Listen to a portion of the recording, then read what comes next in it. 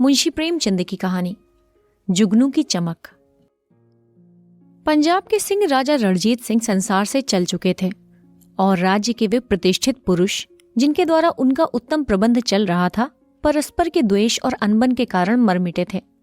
राजा रणजीत सिंह का बनाया हुआ सुंदर किंतु खोखला भवन अब नष्ट हो चुका था। कुंवर दिलीप सिंह अब इंग्लैंड में थे और रानी चंद्र कुंवरी चुनार के दुर्ग में। रानी चंद्र कुंवरी ने विनष्ट होते हुए राज्य को बहुत संभालना चाहा, परंतु शासन प्रणाली न जानती थी और कूटनीति ईर्ष्या की आग भड़काने के सिवा और क्या करती। रात के 12 बज चुके थे। रानी चंद्र कुंवरी अपने निवास भवन के ऊपर छत पर खड़ी गंगा की ओर देख रही थी और सोचती थी, लहरें क्यों इस प्रकार स्वतंत्र हैं। उन्होंने कितने गांव और नगर डुबोए हैं, कितने जीव जंतु तथा द्रव्य निगल गई हैं, किंतु फिर भी वो स्वतंत्र हैं। कोई उन्हें बंद नहीं करता, इसलिए ना कि वे बंद नहीं रह सकती। वे गरजेंगी, बल खाएंगी और बांध के ऊपर चढ़कर उसे नष्ट कर देंगी, अपने जोर से उसे बहा ले जाएंगी। ये सोचते विचारते रानी गद्दी पर लेट गई। उसकी आंखों के सामने पूर्वावस्था की स्मृतियां मनोहर स्वप्न की भांति आने लगी। कभी उसकी भौं की मरोड़ तलवार से भी अधिक तीव्र थी और उसकी मुस्कुराहट वसंत की सुगंधित समीर से भी अधिक प्राण पोषक। किंतु हाय, अब इनकी शक्तिहीनावस्था को पहुंच गई। रोए तो अपने को सुनाने के लिए, हंसे तो अपने को बहलाने के लिए। रानी और बांदी में कितना अंतर है। रानी की आंखों से आंसू की बूंदें झरने लगी, जो कभी विष से अधिक प्राणनाशक और अमृत से अधिक अनमोल थी। वो इसी भांति अकेली निराश कितनी बार रोई, जबकि आकाश के तारों के सिवा और कोई देखने वाला न था। इसी प्रकार रोते रोते रानी की आंख लग गई। उसका प्यारा कलीजे का टुकड़ा कुंवर दिलीप सिंह, जिसमें उसके प्राण बसते थे, उदास मुख आकर खड़ा हो गया। जैसे गाय दिन भर जंगलों में रहने के पश्चात संध्या को घर आती है और अपने बछड़े को देखते ही प्रेम और उमंग से मतवाली होकर स्तनों में दूध भरे पूछ उठाए दौड़ती है, उसी भांति चंद्र कुंवरी अपने दोनों हाथ फैलाए अपने प्यार कुंवर को छाती से लपटाने के लिए दौड़ी। परंतु आंखें खुल गईं और जीवन की आशाओं की भांति वो स्वप्न विनष्ट हो गया। रानी ने गंगा की ओर देखा और कहा, मुझे भी अपने साथ लेती चलो। इसके बाद रानी तुरंत छत से उतरी। कमरे में एक लालटेन जल रही थी। उसके उजाले में उसने एक मैली साड़ी पहनी, गहने उतार दिए, रत्नों के एक छोटे से बक्स को और एक तीव्र कटार को कमर में रखा। जिस समय वो बाहर निकली, नैराश्यपूर्ण साहस की मूर्ति थी। संतरी ने पुकारा, कौन? रानी ने उत्तर दिया, मैं हूं, झंगी। कहां जाती है? गंगा जल लाऊंगी, सुराही टूट गई है, रानी जी पानी मांग रही हैं। संतरी कुछ समीप आकर बोला, चल मैं भी तेरे साथ चलता हूं। जरा रुक जा। झंगी बोली, मेरे साथ मत आओ, रानी कोठे पर हैं, देख लेंगी। संतरी को धोखा देकर चंद्र कुंवरी गुप्त द्वार से होती हुई अंधेरे में कांटों से उलझती, चट्टानों से टकराती गंगा के किनारे जा पहुंची। रात आधी से अधिक जा चुकी थी। गंगा जी में संतोषदायी शांति विराज रही थी। तरंगे तारों को गोद में लिए सो रही थी। चारों ओर सन्नाटा था। रानी नदी के किनारे किनारे चली जाती थी और मुड़ मुड़कर पीछे देखती थी। एकाएक एक डोंडी खूंटे से बंधी हुई दिखाई पड़ी। रानी ने उसे ध्यान से देखा तो मल्लाह सोया हुआ था। उसे जगाना काल को जगाना था। वो तुरंत रस्सी खोलकर नाव पर सवार हो गई। नाव धीरे धीरे धार के सहारे चलने लगी। शोक और अंधकार में स्वप्न की भांति जो ध्यान की तरंगों के साथ बहा चला जाता हो। नाव के हिलने से मल्लाह चौंक कर उठ बैठा। आंखें मलते मलते उसने सामने देखा तो पटरे पर एक स्त्री हाथ में डांड लिए बैठी है। घबरा कर पूछा, तय कौन है? नाव कहाँ लिए जाती है? रानी हंस पड़ी। भय के अंत को साहस कहते हैं। बोली, सच बताऊं या झूठ? मल्लाह कुछ भयभीत सा होकर बोला, सच बताया जाए। रानी बोली, अच्छा तो सुनो, मैं लोहार की रानी चंद्र कुंवरी हूं। इसी किले में कैदी थी, आज भागी जाती हूं। मुझे जल्दी से बनारस पहुंचा दो, तुझे निहाल कर दूंगी, और शरारत करेगा तो देख, कटार से सिर काट लूंगी। सबेरा होने से पहले मुझे बनारस पहुंचना चाहिए। ये धमकी काम कर गई। मल्लाह ने विनीत भाव से अपना कंबल बिछा दिया और तेजी से डांड चलाने लगा। किनारे के वृक्ष और ऊपर जगमगाते हुए तारे साथ साथ दौड़ने लगे। प्रातःकाल चुनार के दुर्ग में प्रत्येक मनुष्य अचंभित और व्याकुल था। संतरी, चौकीदार और सभी लौंडिया सब सर नीचे किए हुए दुर्ग के स्वामी के सामने उपस्थित थे। अन्वेषण हो रहा था, परंतु कुछ पता न चलता था। उधर रानी बनारस पहुंची, परंतु वहां पहले से ही पुलिस और सेना का जाल बिछा हुआ था। नगर के नाके बंद थे। रानी का पता लगाने वाले के लिए एक बहुमूल्य पारितोषिक की सूचना दी गई थी। बंदी गृह से निकलकर रानी को ज्ञात हो गया कि वो और दृढ़ कारागार में है। दुर्ग में प्रत्येक मनुष्य उसका आज्ञाकारी था। दुर्ग का स्वामी भी उसे सम्मान की दृष्टि से देखता था, किंतु आज स्वतंत्र होकर भी उसके ओठ बंद थे। उस सभी स्थानों में शत्रु दिखाई पड़ते थे। पंख रहित पक्षी को पिंजरे के कोने में ही सुख मिलता है।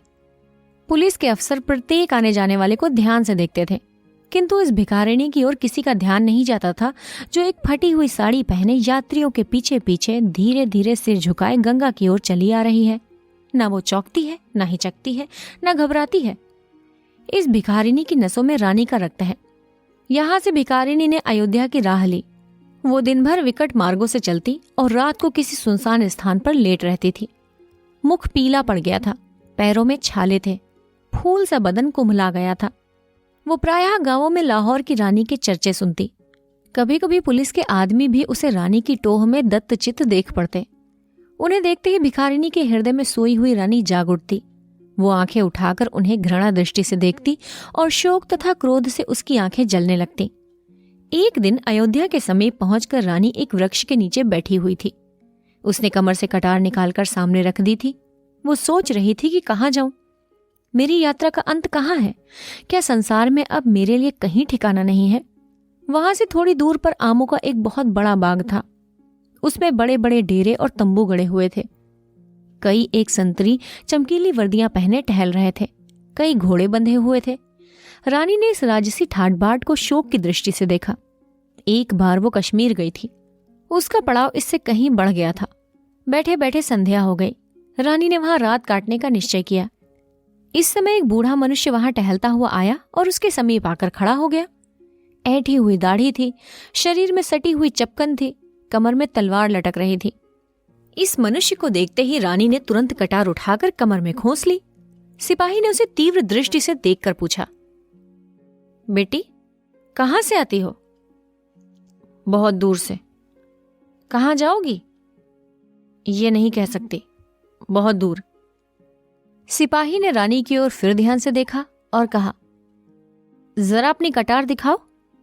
रानी कटार संभालकर खड़ी हो गई और तीव्र स्वर से बोली, मित्र हो या शत्रु? ठाकुर ने कहा, मित्र। सिपाही के बातचीत करने के ढंग में और चेहरे में कुछ ऐसी विलक्षणता थी जिससे रानी को विवश होकर विश्वास करना पड़ा। वो बोली, विश्वासघात न करना। ये देखो। ठाकुर ने कटार हाथ में ली, उसको उलट पुलट कर देखा और बड़े नम्र भाव से उसे आंखों से लगाया। तब रानी के आगे विनीत भाव से सिर झुकाकर वो बोला, महारानी चंद्र कुंवरी। रानी ने करुण स्वर से कहा, नहीं, अनाथ भिखारिणी। तुम कौन हो? सिपाही ने उत्तर दिया, आपका एक सेवक। रानी ने उसकी ओर निराश दृष्टि से देखा और कहा, दुर्भाग्य के सिवा इस संसार में मेरा कोई नहीं है। सिपाही ने कहा, महारानी जी, ऐसा न कहिए। पंजाब के सिंह की महारानी के वचन पर अब भी सैकड़ों सिर झुक सकते हैं। देश में ऐसे लोग विद्यमान हैं जिन्होंने आपका नमक खाया है और उसे भूले नहीं हैं। रानी, अब इसकी इच्छा नहीं, केवल एक शांत स्थान चाहती हूं जहां पर एक कुटी के सिवा कुछ ना हो। ऐसा स्थान पहाड़ों में ही मिल सकता है। हिमालय की गोद में चलिए, वहीं आप उपद्रव से बच सकती हैं। शत्रुओं में जाऊं? नेपाल कब हमारा मित्र रहा है? राणा जंग बहादुर दृढ़ प्रतिज्ञ राजपूत है महारानी, किंतु वही जंग बहादुर तो है जो अभी अभी हमारे विरुद्ध लॉर्ड डलहौजी को सहायता देने पर उद्धत था। सिपाही कुछ लज्जित सा होकर, तब आप महारानी चंद्र कुंवरी थी, आज आप भिखारिनी हैं। ऐश्वर्य के द्वेषी और शत्रु चारों ओर होते हैं। लोग जलती हुई आग को पानी से बुझाते हैं, पर राख माथे पर चढ़ाई जाती है। आप जरा भी सोच विचार ना करें। नेपाल में अभी धर्म का लोप नहीं हुआ है। आप भय त्याग करें और चलें। देखिए वो आपको किस भांति सिर और आंखों पर बिठाता है। रानी ने रात इसी वृक्ष की छाया में काटी। सिपाही भी वहीं सोया। प्रातःकाल वहां 2 तीव्रगामी घोड़े दिखाई पड़े। एक पर सिपाही सवार हुआ और दूसरे पर एक अत्यंत रूपवान युवक। ये रानी चंद्र कुंवरी थी, जो अपने रक्षा स्थान की खोज में नेपाल जाती थी।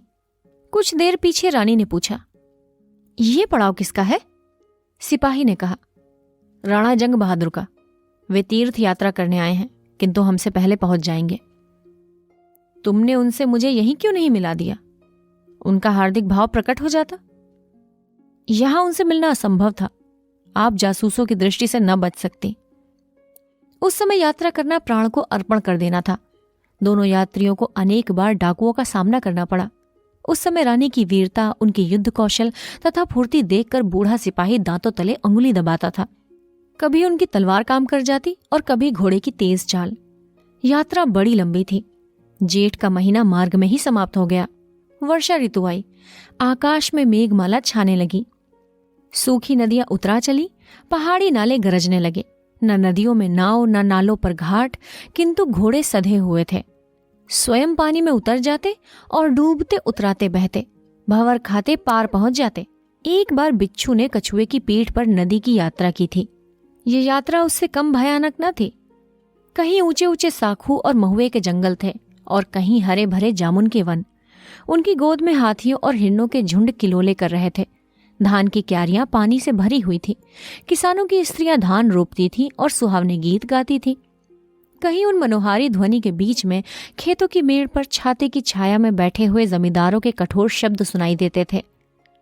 इसी प्रकार यात्रा के कष्ट सहते, अनेकानेक विचित्र दृश्य देखते दोनों यात्री तराई पार करके नेपाल की भूमि में प्रविष्ट हुए। प्रातःकाल का सुहावना समय था। नेपाल के महाराजा सुरेंद्र विक्रम सिंह का दरबार सजा हुआ था। राजा के प्रतिष्ठित मंत्री अपने अपने स्थान पर बैठे हुए थे। नेपाल ने एक बड़ी लड़ाई के पश्चात तिब्बत पर विजय पाई थी। इस समय संधि की शर्तों पर विवाद छिड़ा हुआ था। कोई युद्ध व्यय का इच्छुक था, कोई राज्य विस्तार का, कोई महाशय वार्षिक कर पर जोर दे रहे थे। केवल राणा जंग बहादुर के आने की देर थी। वे कई महीनों के देशाटन के पश्चात आज ही रात को लौट रहे थे और ये प्रसंग, जो उन्हीं के आगमन की प्रतीक्षा कर रहा था, अब मंत्रिसभा में उपस्थित किया गया था। तिब्बत के यात्री आशा और भय की दशा में प्रधानमंत्री के मुख से अंतिम निर्णय सुनने को उत्सुक हो रहे थे। नियत समय पर चाबेदार ने राणा के आगमन की सूचना दी। दरबार के लोग उन्हें सम्मान देने के लिए खड़े हो गए। महाराज को प्रणाम करने के पश्चात वे अपने सुसज्जित आसन पर बैठ गए। महाराज ने कहा, राणा जी, आप संधि के लिए कौन सा प्रस्ताव करना चाहते थे? राणा ने नम्र भाव से कहा, मेरी अल्प बुद्धि में तो इस समय कठोरता का व्यवहार करना अनुचित है। शोकाकुल शत्रु के साथ दयालुता का आचरण करना सर्वदा हमारा उद्देश्य रहा है। क्या इस अवसर पर स्वार्थ के मोह में हम अपने बहुमूल्य उद्देश्य को भूल जाएंगे? हम ऐसी संधि चाहते हैं जो हमारे हृदय को एक कर दे। यदि तिब्बत का दरबार हमें व्यापारिक सुविधाएं प्रदान करने को कटिबद्ध हो तो हम संधि करने के लिए सर्वथा उद्यत हैं। मंत्रिमंडल में विवाद आरंभ हुआ। सबकी सम्मति इस दयालुता के अनुसार न थी, किंतु महाराज ने राणा का समर्थन किया।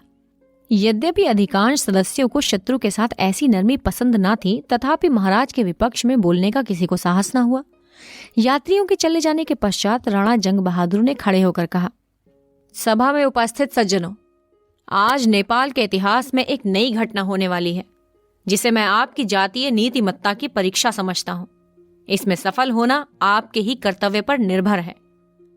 आज राज्यसभा में आते समय मुझे यह आवेदन पत्र मिला है, जिसे मैं आप सज्जनों की सेवा में उपस्थित करता हूं।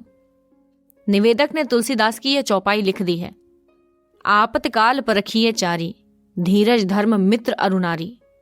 महाराज ने पूछा, यह पत्र किसने भेजा है? एक भिखारिनी ने। यह भिखारिनी कौन है? महारानी चंद्र कुंवरी। कड़बड़ खत्री ने आश्चर्य से पूछा, जो हमारी मित्र अंग्रेजी सरकार के विरुद्ध होकर भाग आई हैं। राणा जंग बहादुर ने लज्जित होकर कहा, जी हां, यद्यपि हम इसी विचार को दूसरे शब्दों में प्रकट कर सकते थे। कड़बड़ खत्री, अंग्रेजों से हमारी मित्रता है और मित्र के शत्रु की सहायता करना मित्रता की नीति के विरुद्ध है। जनरल शमशेर बहादुर, ऐसी दशा में इस बात का भय है कि अंग्रेजी सरकार से हमारे संबंध टूट न जाएं। राजकुमार रणवीर सिंह, हम ये मानते हैं कि अतिथि सत्कार हमारा धर्म है, किंतु उसी समय तक जब तक हमारे मित्रों को हमारी ओर से शंका करने का अवसर न मिले। इस प्रसंग पर यहाँ तक मतभेद तथा वाद विवाद हुआ कि एक शोर समझ गया और कई प्रधान ये कहते हुए सुनाई दिए कि महारानी का इस समय आना देश के लिए कदापि मंगलकारी नहीं हो सकता। तब राणा जंग बहादुर उठे। उनका मुख लाल हो गया था। उनका सद्विचार क्रोध पर अधिकार जमाने के लिए व्यर्थ प्रयत्न कर रहा था। वे बोले, भाइयों, यदि इस समय मेरी बातें आप लोगों को अत्यंत कड़ी जान पड़े तो मुझे क्षमा कीजिए, क्योंकि अब मुझ में अधिक श्रवण करने की शक्ति नहीं है। अपनी जातीय साहसहीनता का ये लज्जाजनक दृश्य अब मुझसे नहीं देखा जाता। यदि नेपाल के दरबार में इतना भी साहस नहीं कि वो अतिथि सत्कार और सहायता की नीति को निभा सके, तो मैं इस घटना के संबंध में सब प्रकार का भार अपने ऊपर लेता हूँ। दरबार अपने को इस विषय में निर्दोष समझे और इसकी सर्वसाधारण घोषणा कर दे। कड़बड़ खत्री गर्म होकर बोले, केवल ये घोषणा देश को भय से रहित नहीं कर सकती। राणा जंग बहादुर ने क्रोध से ओठ चबा लिया, किंतु संभल कर कहा, देश का शासन भार अपने ऊपर लेने वालों की ऐसी अवस्थाएं अनिवार्य हैं। हम उन नियमों से जिन्हें पालन करना हमारा कर्तव्य है मुंह नहीं मोड़ सकते। अपनी शरण में आए हुओं का हाथ पकड़ना, उनकी रक्षा करना राजपूतों का धर्म है। हमारे पूर्व पुरुष सदा इस नियम पर, धर्म पर प्राण देने को उद्यत रहते थे। अपने माने हुए धर्म को तोड़ना एक स्वतंत्र जाति के लिए लज्जास्पद है। अंग्रेज हमारे मित्र हैं और अत्यंत हर्ष का विषय है कि बुद्धिशाली मित्र हैं। महारानी चंद्र कुंवरी को अपनी दृष्टि में रखने से उनका ये उद्देश्य था कि उपद्रवी लोगों के गिरोह को कोई केंद्र शेष न रहे। यदि उनका यह उद्देश्य भंग न होता तो हमारी ओर से शंका न होने का न उन्हें कोई अवसर है और न ही हमें उनसे लज्जित होने की कोई आवश्यकता। कड़बड़ खत्री, महारानी चंद्र कुंवरी यहाँ किस प्रयोजन से आई हैं? राणा जंग बहादुर, केवल एक शांति प्रिय सुख स्थान की खोज में, जहां उन्हें अपनी दुरावस्था की चिंता से मुक्त होने का अवसर मिले। वही ऐश्वर्यशाली रानी जो रंग महलों में सुख विलास करती थी, जिसे फूलों की सेज पर भी चैन न मिलता था, आज सैकड़ों कोस से अनेक प्रकार के कष्ट सहन करती, नदी नाले पहाड़ छानती, यहाँ केवल एक रक्षित स्थान की खोज में आई है।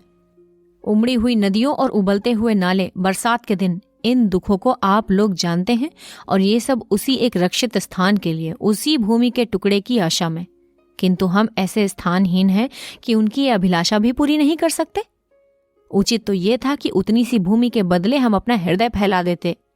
सोचिए, कितने अभिमान की बात है कि एक आपदा में फंसी हुई रानी अपने दुख के दिनों में जिस देश को याद करती है, वो ये पवित्र देश है। महारानी चंद्र कुंवरी को हमारे इस अभयप्रद स्थान पर हमारी शरणागतों की रक्षा पर पूरा भरोसा था, और वही विश्वास उन्हें यहाँ तक लाया है। इसी आशा पर कि पशुपतिनाथ की शरण में मुझे शांति मिलेगी, वो यहाँ तक आई हैं। आपको अधिकार है चाहे उनकी आशा को पूर्ण करें या धूल में मिला दें, चाहे रक्षणता के शरणागतों के साथ सदाचरण के नियमों को निभाकर इतिहास के पृष्ठों पर अपना नाम छोड़ जाएं, या जातीयता तथा सदाचार संबंधी नियमों को मिटाकर स्वयं अपने को पतित समझें। मुझे विश्वास नहीं कि यहाँ एक भी मनुष्य ऐसा निराभिमानी है जो इस अवसर पर शरणागत पालन धर्म को विस्मृत करके अपना सिर ऊंचा कर सके। अब मैं आपके अंतिम निपटारे की प्रतीक्षा करता हूँ। कहिए, आप अपनी जाति और देश का नाम उज्ज्वल करेंगे या सर्वदा के लिए अपने माथे पर अपयश का टीका लगाएंगे? राजकुमार ने उमंग से कहा, हम महारानी के चरणों तले आंखें बिछाएंगे। कप्तान विक्रम सिंह बोले, हम राजपूत हैं और अपने धर्म का निर्वाह करेंगे। जनरल वनवीर सिंह, हम उनको ऐसी धूम से लाएंगे कि संसार चकित हो जाएगा। राणा जंग बहादुर ने कहा, मैं अपने मित्र कड़बड़ खत्री के मुख से उनका फैसला सुनना चाहता हूँ। कड़बड़ खत्री एक प्रभावशाली पुरुष थे और मंत्रिमंडल में वो राणा जंग बहादुर के विरुद्ध मंडली के प्रधान थे। वे लज्जा भरे शब्दों में बोले, यद्यपि मैं महारानी के आगमन को भय रहित नहीं समझता, किंतु इस अवसर पर हमारा धर्म यही है कि हम महारानी को आश्रय दें। धर्म से मुंह मोड़ना किसी जाति के लिए मान का कारण नहीं हो सकता।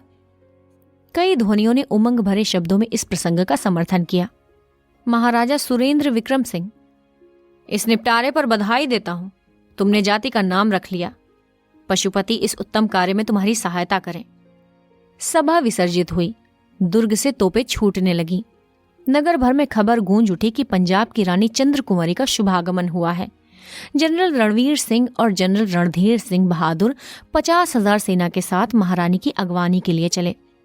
अतिथि भवन की सजावट होने लगी। बाजार अनेक भांति की उत्तम सामग्रियों से सज गए। ऐश्वर्य की प्रतिष्ठा व सम्मान सब कहीं होता है, किंतु किसी ने भिखारिनी का ऐसा सम्मान देखा है? सेनाएं बैंड बजाती और पताका फहराती हुई एक उमड़ी नदी की भांति जाती थी। सारे नगर में आनंद ही आनंद था। दोनों ओर सुंदर वस्त्राभूषणों से सजे दर्शकों का समूह खड़ा था। सेना के कमांडर आगे आगे घोड़ों पर सवार थे। सबसे आगे राणा जंग बहादुर जातीय अभिमान के मद में लीन अपने सुवर्ण खचित हौदे में बैठे हुए थे।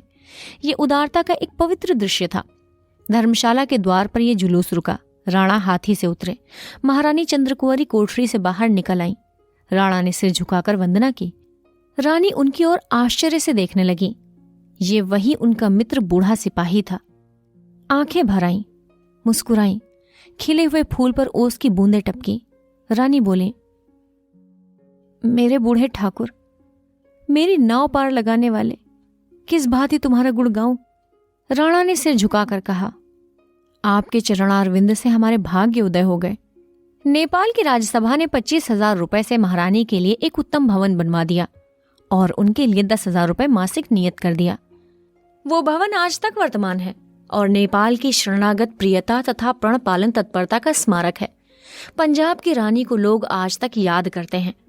ये वो सीढ़ी है जिससे जातियां यश के सुनहले शिखर पर पहुंचती हैं। यही घटनाएं हैं जिनसे जातीय इतिहास प्रकाश और महत्व को प्राप्त होता है। पॉलिटिकल रेजिडेंट ने गवर्नमेंट को रिपोर्ट की। इस बात की शंका थी कि गवर्नमेंट ऑफ इंडिया और नेपाल के बीच कुछ खिंचाव हो जाए, किंतु गवर्नमेंट को राणा जंग बहादुर पर पूर्ण विश्वास था और जब नेपाल की राज्यसभा ने विश्वास और संतोष दिलाया कि महारानी चंद्रकुंवरी को किसी शत्रु भाव का अवसर न दिया जाएगा, तो भारत सरकार को संतोष हो गया।